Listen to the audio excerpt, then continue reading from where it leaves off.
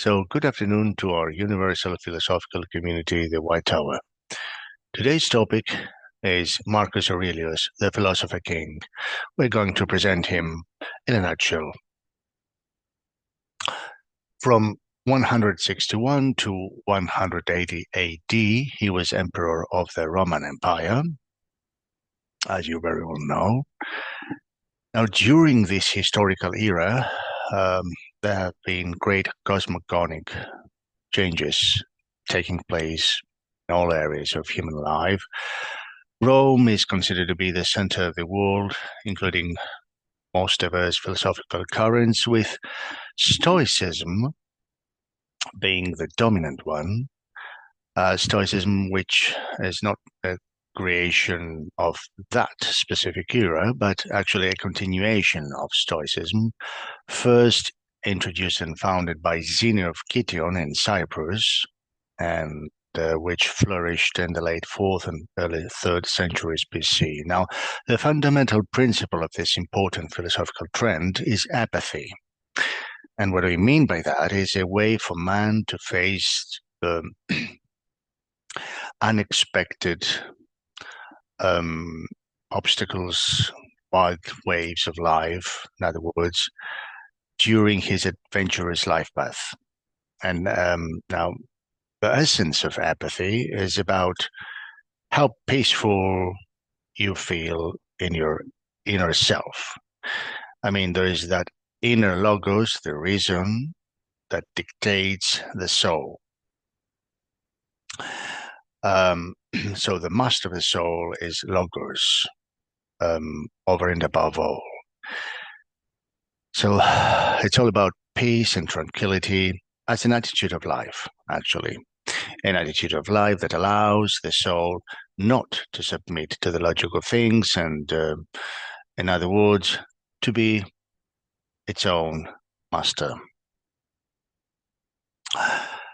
Now, Marcus Aurelius is mostly influenced by Seneca and Epictetus.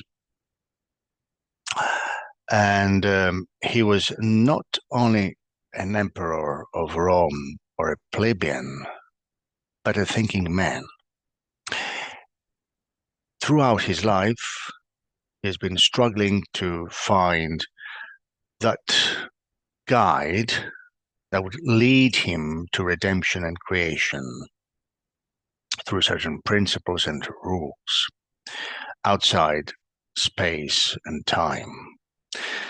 Now, he wrote Daise Avton in ancient Greek language. His work consisting of 12 chapters. So that was his marvelous book, which actually expressed these philosophical and ethical beliefs in vivid language. In his first chapter, he talks about all the relevant persons and things that actually helped him to become a philosopher emperor. And as a philosopher, a free man, a free personality within the turbulent world without getting lost in it. And throughout the rest of his book, he describes the multifaceted relationship of human existence with the world and God. And as his methodological principle, he uses the practical search for the source of man's creation. So what is the source of man's creation? Is the nature of everything, the nature itself as the power of creation of everything in the universe. Now, what about the triptych body, soul, and mind? Man extends into all these three spheres, but the mind is over and above all. Mind as the ruler of both the soul's and body's passions. So he describes the mind as, in the ancient Stoic sense, as hegemonikon, to hegemonikon in Greek. The mind, the logos, in other words, directs man in a way that whatever he does, whatever he is into, so his whole activities, his whole range of activities is in accordance with nature. So he sees man in his individual parts as the result and representation of universal elements. So he sees that kind of spiritual thing in man. And the spiritual becomes a representation of divinity.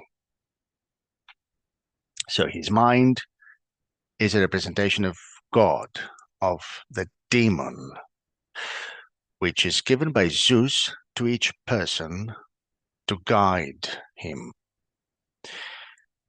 Now, Marcus Aurelius emphasizes that only the mind belongs to our power, not the flesh or the soul. The body, the flesh, has no special value. It's worthless. And as for the soul itself, it is also considered to be a material thing, a material entity, kind of wind, which, let's say, after settling in the body, keeps man alive through inhalation and exhalation. So the soul can penetrate the logic of things and also form representations about them, which of course are always subjective and thus can change. And that's why the soul needs the mind to control the variabilities, the different opinions. And the mind helps actually the soul not to become a victim of its passions, as it also helps the body not to get carried away by its desires. In any case, death comes as liberation of the soul from the prison of the body.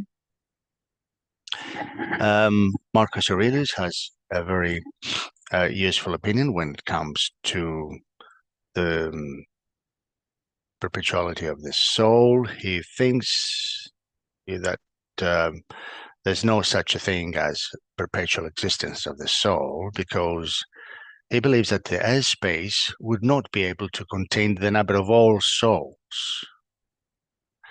as material entities if the souls themselves continued to exist without limitation. And because he's also inspired by Heraclitus and his idea of the flux of all things, he states that external things, of course, are worthless. He believes in the divine care for the world and its just and wise order. This idea of the close relationship of every man with God dominating morality and his own moral thought as well. And since he assumes that the mind is the divine guide of man, the demon, whenever the man violates the obligatory commandments of God, of the demon that he calls God, this means that you are actually opposed to divinity. This means wrath against the divinity. So immorality is also impiety. And Marcus Aurelius believes in love for humanity. You have to be merciful and tolerant towards the injustice as a ruler, as a commander.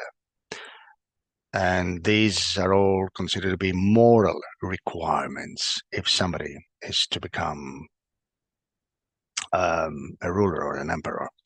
So everything human relates to God, leading us to this ideal of a human community which does not have any national or international boundaries. Thanks a lot for listening. This is our source, Hegel, Plato, Blogspot, and you can always take a look at it. And if you're interested in reading a book, there's a new book release of Marcus Aurelius in Greek by Vasiliki Anagnostopoulou. We highly recommend it. Thanks a lot, and see you next time. Bye-bye.